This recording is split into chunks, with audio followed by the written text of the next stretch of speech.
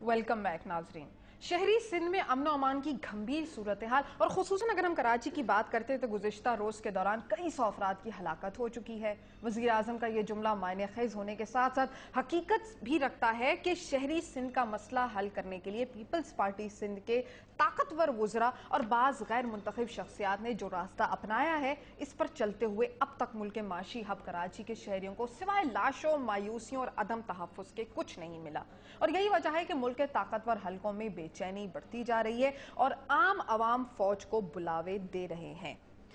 सबसे पहले सवाल मैं राना सनाउल्लाह साहब से करूंगी। राना साहब, मुस्लिम लीग नून के कायद नवाज शरीफ साहब ने जल्द इलेक्शन का मुतालबा कर दिया, यानी कि कबल वक्त इलेक्शन का मुतालबा कर दिया है, क्यों? देखें, आपने प्रोग्राम के इब्तदाइया में जिस तरह से इस वक्त जो मुल्की हालात हैं उनको आपने जिस तरह से अपने अल्फाज में समोया है, मैं समझता हूँ कि बड़ा कॉम्प्रिहेंसिवली और बड़े ही बेहतर अंदाज में जो है वो आपने पूरी जो है वो तस्वीर कशी की है। इस वक्त अलमिया ये है कि एक इंतहाई करप्ट टोला जो है वो इस मुल्क के ऊपर मुसल्लत है, जिसका सरगना सरबराह जो है वो आसफ अली जरदारी है। इंतहाई चालाकी से और अय्यारी से हर रोज़ एक नया इशू जो है उसको डेवलप किया जाता है और हर रोज़ कोई ना कोई मामला जो है उसको इस तरह से उठाया जाता है कि पूरी कौम जो है वो कभी लसानी बुनियादों के ऊपर जो है वो सूबों की तकसीम की तरफ चली जाए, कभी जो है वो कराची के मसले के ऊपर जो है वो उलझ जाए, कभी जो है वो सुप्रीम कोर्ट से टकराव का जो है वो मंजर वो पूरी कौम की सोचों के ऊपर जो है वो गालिब आ जाए और किसी न किसी तरह से वो अपनी करप्शन जो है और इस मुल्क की लूट मार जो है वो उसको जारी रखे। मैं समझता हूँ कि मियाँ नवाज शरीफ साहब ने जो बात की है, उन्होंने यानी इस मौजूदा जो जमहूरी दौर है उसको जितना मियाँ नवाज शरीफ ने सपोर्ट किया है अपनी यानी इवन अपनी पॉपुलैरिटी की और अपनी सियासत की जो है वो कीमत के ऊपर भी उतना कोई कर नहीं सकता।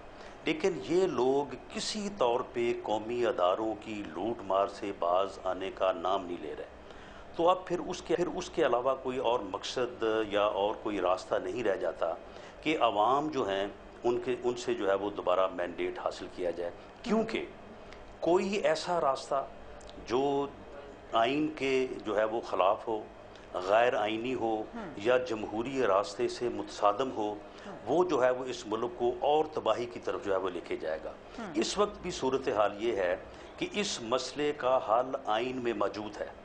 आप आर्टिकल 232 यानी जो आइन है उसमें आप आर्टिकल 232 से लेके 237 तक आप पढ़ लें, यानी उसमें इस सूरत हाल का मुकम्मल हल मौजूद है कि अगर ऐसी सूरत हाल पैदा हो जाए तो गवर्नर की रिपोर्ट पे या पार्लियामेंट के रेजोल्यूशन के ऊपर जो फेडरल गवर्नमेंट है वो उस सूबे की तमाम पावर्स को, इवन सूबाई असम्बली की पावर्स को एज्यूम कर सकती है और वहाँ पे एक ऐसा इंतज़ामी ढांचा जो है उसको मुतय्यन कर सकती है बेसिकली जो गवर्नर राज लगाया जो है वो क्योर करे जी। और दूसरी बात यह है कि यहाँ तक है कि पावर है कि आइन की बाज प्रोविजंस को इन होल और इन पार्ट जो है उनको सस्पेंड किया जा सकता है। मैं कहता हूँ कि अगर ये करप्ट टोला जो इस मुल्क के ऊपर मुसल्लत है, अगर इसको अपनी करप्शन से फुर्सत हो तो ये आज ही पार्लियामेंट का इजलास बुलाए, तमाम जो सियासी कुव्वतें पार्लियामेंट के अंदर और बाहर मौजूद हैं उनके साथ मशवरा करें और उस यानी कंसेंसस के साथ जो है एक रेजोल्यूशन जो है वो लाया जाए और उसकी बुनियाद के ऊपर सिंध में एक ऐसे शख्स को जिसका इन तीनों फरीकों से कोई तल्लुक ना हो, क्योंकि ANP, पीपल्स पार्टी और MQM ये तीनों एक दूसरे के खिलाफ जो है वो भत्ताखोरी का और टारगेट किलिंग का इल्जाम लगा रहे हैं। अब अगर इनके इल्जामात में मुझे थोड़ा सा आप एक्सप्लेन करें कि आप वहां पर पंजाब में बैठे हैं, आप लोग कैसे देखते हैं कराची के मसले का हल क्या है, इशू क्या है, सियासी है? जी, इसका देखिए, इसका हल जो है, इसका इशू तो बुनियादी तौर पे तो वही है जो मैंने पहले अर्ज किया है। इसमें ANP, MQM और पीपल्स पार्टी तीनों ने बाकायदा एक दूसरे का नाम लेके ये इल्जामात लगाए हैं کہ ایک دوسرے پہ کہ یہ بطاخوری میں اور یہ ٹارگٹ کلے میں ملوث ہیں. آپ اگر تینوں میں سے آپ کسی ایک فریق کو کہیں گے کہ وہ وہاں پہ امن جو ہے وہ لے کے آئے تو وہ کیسے لے کے آئے گا جب دوسرے دو کو جو ہے اس کے اوپر اعتبار نہیں ہوگا. اس کا حل یہ ہے کہ پارلیمنٹ جو ہے وہ ایک ریزولوشن کرے اور پروونشل اتھارٹی جو ہے وہ ایزیوم کی جائے جو ہے آرٹیکل 232 234 کے تحت, اور وہاں پہ ایک ایسے شخص کو, ایک ایسے محب وطن پاکستانی کو جو ہے وہاں پہ گورنر مقرر کیا جائے جس کا تعلق ان تینوں جماعتوں سے نہ ہو, اور وہ شخص جو ہے اس کے ساتھ کھڑی ہو پارلیمنٹ, اس کے ساتھ کھڑی ہوں پوری ملک کی جو ہے وہ پولیٹیکل فورسز, اور اس کے ساتھ کھڑی ہو رینجر, اس کی بیک پہ کھڑی ہو فوج, اور یہ معاملہ جو ہے ود ان منتھ, ایک مہینے کے اندر جو ہے یہ حل ہو سکتا ہے. اچھا, لیکن وہ یہاں پر میرا یہی سوال ہے رانا صاحب کہ آپ کو لگتا ہے, کیونکہ اگر ہم باقی حلقوں سے بات کرتے ہیں تو ان کا یہاں پر بڑے آرام سے یہی بات کہنا ہے کہ جی پولیٹیکل ول ہی موجود نہیں ہے تو سلوشن کیسے نکالیں گے. اب آپ جو کہہ رہے ہیں کہ جی پارلیمنٹ میں بیٹھیں اور بات چیت کریں, تو آپ کو لگتا ہے ایسا ہوگا اور اس کے بعد کوئی ایک ایسا تھرڈ پارٹی انفلوئنس آئے گا کہ جی اس کے بعد سندھ کے حالات کو بہتر کرنے کے لیے گورنر راج لگایا جائے اور وہ بھی ان تینوں جماعتوں میں سے نہ ہو, کوئی اور پارٹی سے آئے؟ مطلب ایسی چیزیں تھوڑی نہیں, کوئی نیوٹرل آدمی جس کے اوپر پارلیمنٹ میں کنسنسس پیدا ہو جائے, وہ آدمی جو آ جائے. ایسے محب وطن پاکستانی جو ہیں وہ یعنی بڑی تعداد میں جو ہے وہ موجود ہیں جن کے اوپر ان تینوں فریقین کا بھی کنسنسس ہوگا اور باقیوں کا بھی جو ہے وہ کنسنسس ہوگا. لیکن اس کے لیے عوام کو باہر آنا پڑے گا. عوام کو باہر آنا جب تک عوام ڈنڈا لے کے باہر نہیں آئیں گے یہ کرپٹ ٹولہ جو ہے یہ بیہیو نہیں کرے گا. اچھا, میرے ساتھ راجہ ریاض صاحب سے اب میں یہاں پر یہ سوال کروں گی. راجہ صاحب, رانا صاحب کا یہاں پر یہ کہنا ہے, شاید آپ کا کنیکشن بیچ میں ڈسکنیکٹ ہو گیا تھا, کہ جی پارلیمنٹ میں تمام پارٹیوں کو, تمام سٹیک ہولڈرز کو, جس میں اپوزیشن جماعت بھی ہے, تمام پارٹیوں کو بلایا جائے, بیٹھ کر بات کی جائے اور مسئلے کا سلوشن نکال لیا جائے. لیکن کیا وجہ ہے کہ پیپلز پارٹی یہ کرنے میں ناکام ہے اور پاکستان کے 18 کروڑ عوام جو ہے وہ سڑکوں پر اپنے فیصلے کر رہے ہیں؟ جی شکریہ محترمہ. پہلے تو آپ نے اس پروگرام کے آغاز میں جو سیاستدانوں کے بارے میں الفاظ استعمال کیے ہیں, میں اس پہ شدید قسم کا مجھے اعتراض ہے اور مجھے افسوس ہے کہ آپ نے سب سیاستدانوں کو, پتہ نہیں رانا صاحب نے یہ اعتراض کیا یا نہیں. دیکھیں بات یہ ہے کہ جس طرح ہر طبقے میں کچھ کالی بیڑے ہیں, سیاستدانوں میں بھی ہیں, لیکن ایسے سیاستدان بھی ہیں جنہوں نے یہ ملک بنایا, ایسے سیاستدان بھی ہیں جنہوں نے اس ملک کے لیے جان کی قربانی دی, اور ایسے سیاستدان بھی ہیں جو اپنا سب کچھ اس ملک اور اس قوم کے لیے لگا رہے ہیں. تو اس طرح سب کو ایک الفاظ سے بات کرنا میں سمجھتا ہوں محترمہ مناسب نہیں ہے. دوسری بات یہ ہے کہ سر کراچی 1 گھنٹے کے حساب سے 1 لاش گر رہی ہے, آپ سیاستدانوں کو میں کیا کہوں؟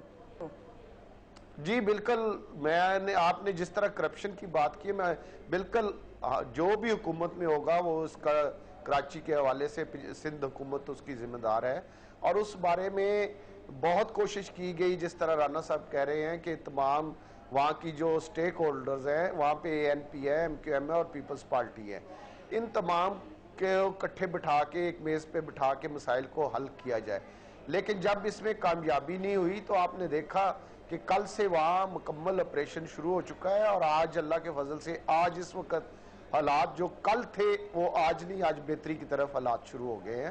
اور جس طرح رانا صاحب نے کہا کہ اگر اس آپریشن کے بعد بھی رزلٹ کامیابی کی طرف نہ جائے تو چاہے سندھ کی پارلیمنٹ ہو یا وفاقی ہو, وہاں بیٹھ کے اس مسئلے پہ ڈسکس کرنا. پیپلز پارٹی تو ہمیشہ کہتی ہے, ہم تو ہمیشہ یہ بھی کہتے ہیں کہ میاں نواز شریف صاحب بھی الیکشن لڑ کے پارلیمنٹ میں آئیں, وہ بھی اس پارلیمنٹ کا حصہ بنے. اور آج آپ نے یہی بات ہے کہ نواز شریف صاحب نے جو قبل از وقت الیکشن کا مطالبہ کیا ہے تو وہ جمہوریت کو نقصان پہنچا رہے ہیں. کیسے سر؟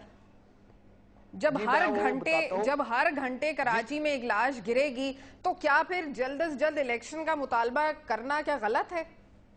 جی دیکھیں, یہاں پہ 4 صوبے ہیں ملک کے, اور 3 صوبوں میں اس طرح کے, اور سندھ میں بھی صرف ایک شہر میں یہ حالات پچھلے 1 ہفتے سے پیدا ہوئے ہیں. پہلے یہی سندھ تھا, یہی کراچی تھا, सब कुछ अमन व अमान से चल रहा था। बलूचिस्तान का भी यही हाल है यहाँ पर। अगर हम यूके की एक खबर अखबार की पढ़ें तो उसमें राइटर ने लिखा है कि बलूचिस्तान में लाशें ऐसे पानी के ऊपर आती हैं जैसे कॉर्क होते हैं, जैसे बोतलों के ऊपर जो कॉर्क लगाते हैं ना, वो लाशें डूबी हुई ऊपर आती हैं रोजाना के हिसाब से। तो अब आप इससे अंदाजा कर सकते हैं क्या हालात है। ये बलूचिस्तान में भी मुज़ाकरात जारी हैं और आपने देखा है कि हमारे कायद जनाब आसिफ अली जरदारी साहब ने जाके बलोच कौम से माफ़ी मांगी थी। कल भी एक बलोच रहनुमा उनसे मिले हैं और इंशाल्लाह हमारी बलोच रहनुमाओं से वज़ीर-ए-आज़म साहब की, वज़ीर आला बलूचिस्तान की और सदर साहब के मुज़ाकरात जारी हैं। देखिए, हम सियासी लोग हैं, सियासी जमात हैं, हम सबसे पहले मुज़ाकरात पर यकीन रखते हैं। और सिंध में ठीक है, मैं आपकी इस बात से एग्री करता हूँ कि हमने ये देर ज़रूर की है और इस देर के पीछे यही जो आप बात कर रही हैं, जो राना सनाउल्लाह साहब ने बात की है कि हमें बैठ के मुज़ाकरात चाहे पार्लियामेंट के अंदर हो या बाहर हो करने चाहिए। और उसमें हमने मुज़ाकरात किए, पूरी कोशिश की। हमने मिनिस्टर जो हैं वो नए मिनिस्टर, होम मिनिस्टर आ गए, सिंध के जो गवर्नर थे उनको मुकम्मल इत्मीनान में, और उनको कहा गया कि मामलात को ठीक किया जाए। इसी तरह ANP के जो जिम्मेदार लोग थे उनसे राब्ते में किए गए।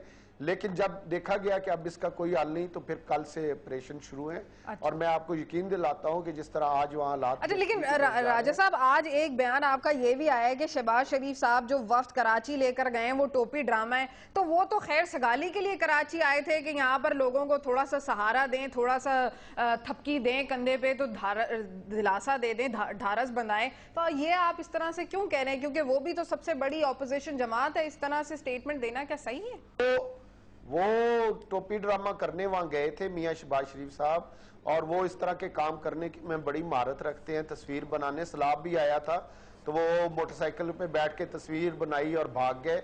कराची में भी इस तरह वो हाथ लगाने गए हैं, खबर बनाने। इस तरह जाने से मामलात तय नहीं होते। अगर वो इतने सिंसियर थे तो वो सिंध के वज़ीर आला से राब्ता करते, उनके साथ बैठते। और उनकी पंजाब की तरफ से तो कोई प्रॉब्लम नहीं है। प्रॉब्लम तो है सिंध के, कराची की जो 3 बड़ी सियासी जमातें हैं और कुछ वहाँ पे जो कब्जा ग्रुप है, जो हाथ लगाने गए हैं।